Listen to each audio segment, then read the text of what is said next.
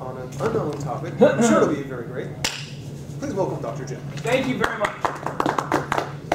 The title of my speech today is called, Why Can't You See What I'm Saying?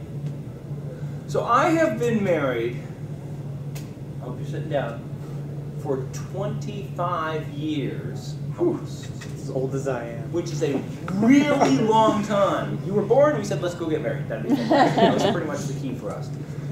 So clearly I have spent a considerable amount of time with the woman that I call my wife. You would think, perhaps after the first, 10, maybe 15 years, pretty much you'd know everything about that person that you needed to know. And then it was just sort of to the end, right? That's sort of what I thought. However, I engaged my wife in a discussion the other day where I was saying, listen, baby, I love you. There's no question about that whatsoever. But come on, the relationship's good. I don't disagree with that. But don't you think the relationship could be a little bit better?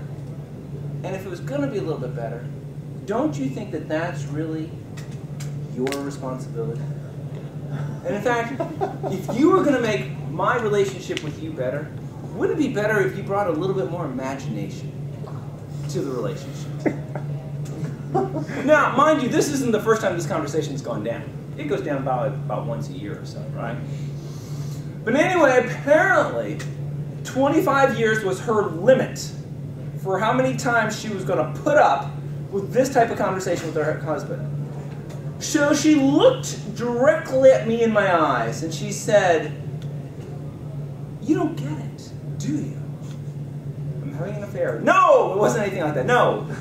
She said, "I don't see things the way that you do." And that took me a little bit by surprise. I wasn't expecting that particular response. You don't see things the way I do. I mean, I'm not even really quite sure what that meant. So I said, "What do you mean by that?" She said, "Look, you seem to have movies running through your head all the time. You're anticipating things, you're thinking about images, you're thinking about how things are going to play out. Is that correct?" And I said, "Yeah. You know, before I go into any situation, I can sort of run through the situation in my head. Before I show up for a meeting like this, I know all the players, pretty much. I know how the meeting goes. I mean, I could stand outside and run through my head pretty much the events that are going to occur. And I could see the people, I could see the events, I know how it ends, and I know how it's all going to go out. I have the ability to basically have a IMAX movie in my head. Which I assume, of course, everybody else has. But it turns out I was wrong. She said, "Baby, what you don't understand about me is that when I shut my eyes, I don't see anything." It's like, what? I shut my eyes, I'm at Disneyland, or I'm rocketing through the atmosphere as I'm coming into land, or wow, I just won the lottery, or you know, all sorts of, I see whatever I happen to be seeing at the time, right? She said, "No, it's not that way for me." She said, "When I shut my eyes, I don't see anything." She said, it gets a little bit more interesting. She said, if I shut my eyes and somebody said, "Picture your husband," she said, I couldn't do it. I mean, I might get a little fuzzy something, but there's pretty much nothing there. I could be standing right here, you could be standing right there. I shut my eyes, they say, "Picture you," nothing is going to come. Defective. I was like, oh my God, you're broken. She said, now let me ask the people present for this speech. I need you to do me a favor. I need you to shut your eyes for just a moment. I'm going to stay there, so don't worry, you're all fine. Shut your eyes for just one moment. You've heard about trying to get to sleep by counting sheep. Those eyes have to be shut because I am watching you, okay? So you know what they say. They say, if you're having trouble getting to sleep, count sheep. So that's what I would like you to do right now. I would like you to picture sheep jumping over a fence. Got it? There goes 1, there goes 2, there goes 3. Okay, you can open your eyes now. Now, when I told my wife this, she said, would you like to know what I saw? I said, yeah, tell me what you saw. I saw nothing. Question here, is there anybody who didn't see anything? Come on, it's okay, you can raise your hand. Did everybody see sheep jumping over a fence? Cool.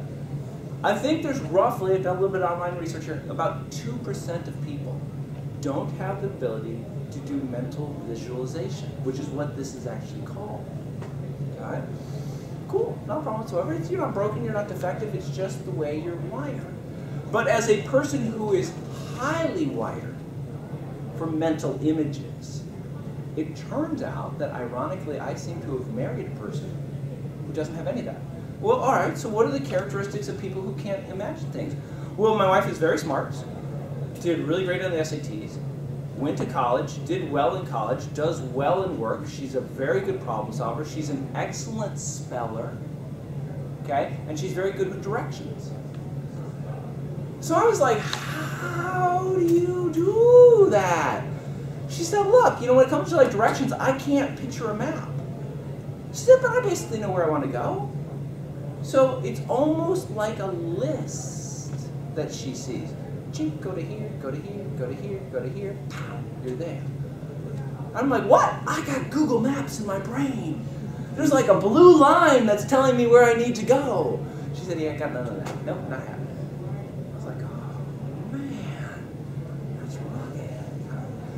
She was anticipating an event that's going to happen in the future. She's going off to hang out with some friends and stuff like that. And I said, hey, so let's talk about this anticipation thing. Because if I'm anticipating something, if I'm going to go to Disney, and I'm looking forward to going to Disney, you know what I'm thinking about, right? I'm thinking about walking through that Disney gate. I'm thinking about seeing Mickey. I'm thinking about going on the rides. I'm seeing Walt Disney World in my head. I said, what do you know, we've got this thing coming up, what are you anticipating? She said, oh, nothing. I'm not picturing anything. I'm not picturing the friends I'm going to see. I'm not picturing the fun events I'm going to do. She said, it's just more like a, sort of a blob. And it's a pleasant blob. I like the blob. I'm looking forward to the blob, but that's it. So I find myself in an interesting, challenging situation. I, a highly visual person, have married a person who is completely not visual. Is this relationship going to work out? We'll have to see how it goes. Thank you, sir. Thank you. Depends if he tries to return or not. What? And if he tries to return her or not. Yeah,